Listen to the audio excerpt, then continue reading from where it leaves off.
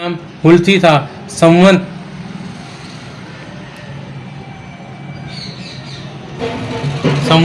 1554 की श्रावण शुक्ला सप्तमी के दिन अभुक्त मूल नक्षत्र में इन्हीं भाग्यवान दंपति के यहाँ 12 महीने तक गर्भ में रहने के पश्चात गोस्वामी तुलसीदास जी का जन्म हुआ। जन्मते समय बालक तुलसीदास रोए नहीं, किंतु उनके मुख से राम का शब्द निकला। उनके मुख में 32 दांत मौजूद थे। उनका डील डौल 5 वर्ष के बालक का सा था। इस प्रकार के अद्भुत बालक को देखकर पिता अमंगल की शंका से भयभीत हो गए और उसके संबंध में कई प्रकार की कल्पनाएं करने लगे। माता हुलसी को यह देखकर बड़ी चिंता हुई। उन्होंने बालक के अनिष्ट की आशंका से दशमी की रात को नवजात शिशु को अपनी दासी के साथ उसके ससुराल भेज दिया और दूसरे दिन स्वयं इस असार संसार से चली गई। दासी उन्होंने बालक के अनिष्ट की आशंका से दशमी की रात को नवजात शिशु को अपनी दासी के साथ उसके ससुराल भेज दिया और दूसरे दिन स्वयं इस असार संसार से चल बसी। दासी ने, जिसका नाम चुनिया था, बड़े प्रेम से बालक का पालन पोषण किया। जब तुलसीदास लगभग 5.5 वर्ष के हुए, चुनिया का भी देहांत हो गया। अब तो बालक अनाथ हो गया। वह द्वार द्वार भटकने लगा। इस पर जगजननी पार्वती को उस होनहार बालक पर दया आई। वे ब्राह्मणी का वेश धारण कर प्रतिदिन उसके पास जाती और उसे अपने हाथों भोजन करा जाती। पार्वती में रामशैल पर रहने वाले श्री अनंतानंद जी के प्रिय शिष्य श्री हरियानंद जी ने इस बालक को ढूंढ निकाला और उसका नाम राम बोला रखा। उसे वे अयोध्या ले गए और वहां संवत 61 माघ शुक्ला पंचमी शुक्रवार को उसका यज्ञोपवीत संस्कार कराया। बिना सिखाए ही बालक राम बोला ने गायत्री मंत्र का उच्चारण किया, जिसे देखकर सब लोग चकित हो गए। इसके बाद नरहरि स्वामी ने वैष्णवों के 5 संस्कार करके राम बोला को राम मंत्र की दीक्षा दी और अयोध्या में ही रहकर उन्हें विद्या अध्ययन कराने लगे। बालक राम बोला की बुद्धि बड़ी प्रखर थी।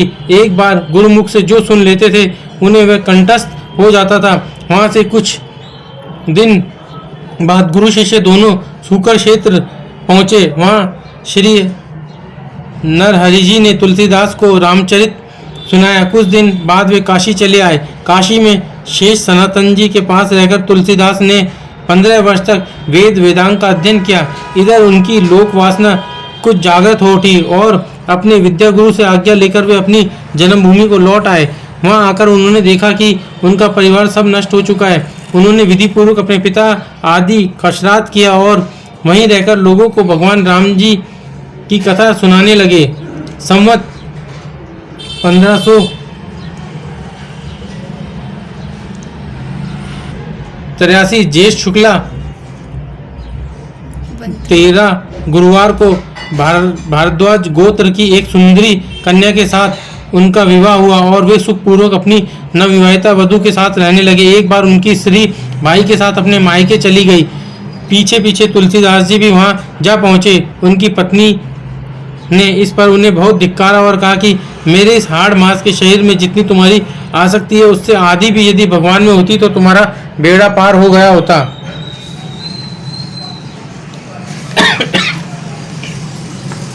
तुलसीदास जी को ये शब्द लग गए। वे क्षण भी नहीं रुके, तुरंत वहां से चल दिए। वहां से चलकर तुलसीदास जी प्रयाग आए। वहां उन्होंने गृहस्थ वेश का परित्याग कर साधु वेश ग्रहण किया। फिर तीर्थाटन करते हुए काशी पहुंचे। मानसरोवर के पास उन्होंने काकभूषण जी के दर्शन हुए। काशी में तुलसीदास जी राम कथा कहने लगे।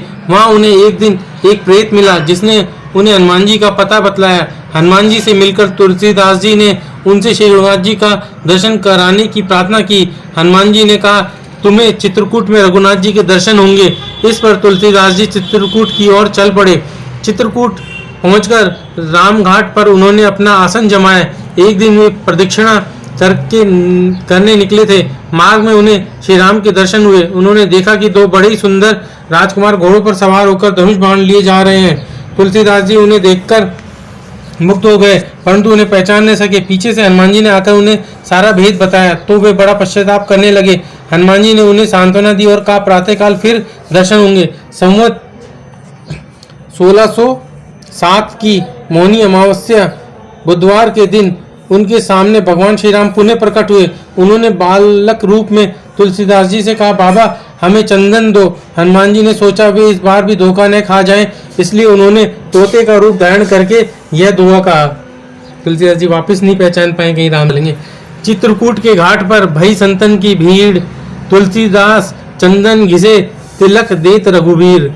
तुलसीदास जी उस अद्भुत छवि को निहार कर शरीर की सुधि भूल गए। भगवान ने अपने हाथ से चंदन लेकर अपने तथा तुलसीदास जी के मस्तक पर लगाया और अंतर्धान हो गए। संवत 1627 में ये हनुमान जी की आज्ञा से अयोध्या की ओर चल पड़े। ये 7 है ना। 1628 में ये हनुमान जी की आज्ञा से अयोध्या की ओर चल पड़े। उन दिनों प्रयाग में माघ मेला था। वहाँ कुछ दिन वे ठहर गए। पर्व के 6 दिन बाद एक वट वृक्ष के नीचे उन्हें भरद्वाज और याज्ञवल्क्य मुनि के दर्शन हुए। वहाँ उस समय वही कथा हो रही थी जो उन्होंने सूकर क्षेत्र में अपने गुरु से सुनी थी। वहाँ से ये काशी चले आए और वहाँ प्रहलाद घाट पर एक ब्राह्मण के घर निवास किया। वहाँ उनके अंदर कवित्व शक्ति का स्फुरण हुआ और वे संस्कृत में पद रचना करने लगे, परंतु दिन में वे जितने पद रचते रात्रि में वे सब लुप्त हो जाते। यह घटना रोज घटती। 8वें दिन तुलसीदास जी को स्वप्न हुआ। भगवान शंकर ने उन्हें आदेश दिया कि तुम अपनी भाषा में काव्य रचना करो। तुलसीदास जी की नींद उचट गई। वे उठकर बैठ गए। उसी समय भगवान शिव और पार्वती उनके सामने प्रकट हुए। तुलसीदास जी ने उन्हें साष्टांग प्रणाम किया। शिव जी ने कहा, तुम अयोध्या में जाकर रहो और हिंदी में काव्य रचना करो। मेरे आशीर्वाद से तुम्हारी कविता सामवेद के समान फलवती होगी। इतना कहकर गौरी शंकर अंतर्धान हो गए। तुलसीदास जी उनकी आज्ञा शिरोधार्य कर काशी से अयोध्या चले आए। संवत 1631 का प्रारंभ हुआ। उस साल रामनवमी के दिन प्राय वैसा ही योग था जैसा त्रेता युग में राम जन्म के दिन था। उस दिन प्रातःकाल श्री तुलसीदास जी ने श्री रामचरितमानस की रचना प्रारंभ की। 2 वर्ष 7 महीने 26 दिन में ग्रंथ की समाप्ति हुई। संवत 1633 के मार्गशीर्ष शुक्ल पक्ष में राम विवाह के दिन 7 कांड पूर्ण हो गए। इसके बाद भगवान की आज्ञा से तुलसीदास जी काशी चले आए। वहाँ उन्होंने भगवान विश्वनाथ और माता अन्नपूर्णा को श्री रामचरितमानस सुनाया। रात को पुस्तक श्री विश्वनाथ जी के मंदिर में रख दी गई। सवेरे जब पट खोला गया तो उस पर लिखा हुआ पाया गया, सत्यम शिवम सुंदरम, और नीचे भगवान शंकर की सही थी। उस समय उपस्थित लोगों ने सत्यम शिवम सुंदरम की आवाज भी कानों से सुनी। इधर पंडितों ने जब यह बात सुनी तो उनके मन में ईर्ष्या उत्पन्न हुई। वे दल बांधकर तुलसीदास जी की निंदा करने लगे और उस पुस्तक को भी नष्ट कर देने का प्रयत्न करने लगे। उन्होंने पुस्तक चुराने के लिए 2 चोर भेजे। चोरों ने जाकर देखा कि तुलसीदास जी की कुटी के आसपास 2 वीर धनुष बाण लिए पहरा दे रहे। वे बड़े ही सुंदर श्याम और गौर वर्ण के थे। उनके दर्शन से चोरों की बुद्धि शुद्ध हो गई। उन्होंने उसी समय से चोरी करना छोड़ दिया और भजन में लग गए। तुलसीदास जी ने अपने लिए भगवान को कष्ट हुआ जान कुटी का सारा सामान लुटा दिया। पुस्तक अपने मित्र टोडरमल के यहाँ रख दी। इसके बाद उन्होंने एक दूसरी प्रति लिखी। उसी के आधार पर दूसरी प्रतिलिपियां तैयार की जाने लगी। पुस्तक का प्रचार दिनों दिन बढ़ने लगा। इधर पंडितों ने और कोई उपाय न देख श्री मधुसूदन सरस्वती जी को उस पुस्तक को देखने की प्रेरणा की।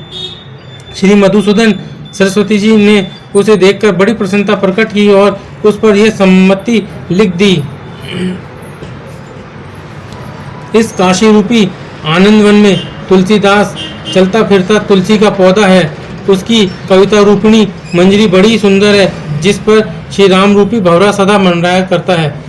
आनने हासिम जगमंगल तुलसी तरु है, कविता मंजरी भांति राम भ्रमर भूषिता।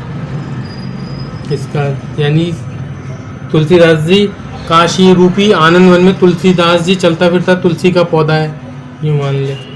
पंडितों को इस पर भी संतोष नहीं हुआ। तब पुस्तक की परीक्षा का एक उपाय और सोचा गया। भगवान विश्वनाथ के सामने सबसे ऊपर वेद, उनके नीचे शास्त्र, शास्त्रों के नीचे पुराण और सबके नीचे रामचरितमानस रख दिया गया।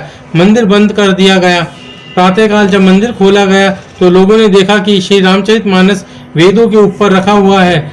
अब तो पंडित लोग बड़े लज्जित हुए। उन्होंने श्री तुलसीदास जी से क्षमा मांगी और भक्ति से उनका चरणोदक लिया। तुलसीदास जी अब अस्सी घाट पर रहने लगे। रात को एक दिन कलयुग मूर्त रूप धारण कर उनके पास आया और उन्हें त्रास देने लगा। गोस्वामी जी ने हनुमान जी का ध्यान किया।